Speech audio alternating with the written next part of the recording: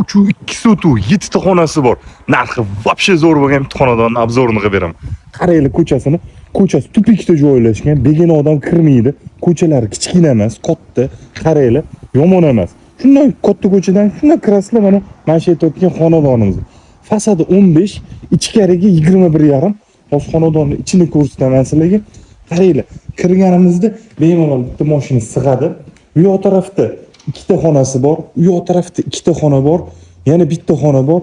Oshxona, sanuzel, vanna. Bu yoqda ikkita xonasi bor. Bu yoq tarafda tegida 3 ta podval bor ekan.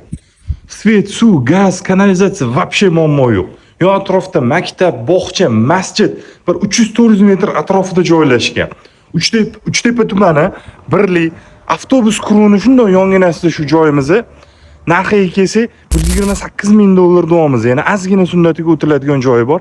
Kimga shu xonadon ma'qul kelgan bo'lsa, pastda opsiyada barcha ma'lumotlarni qoldiraman.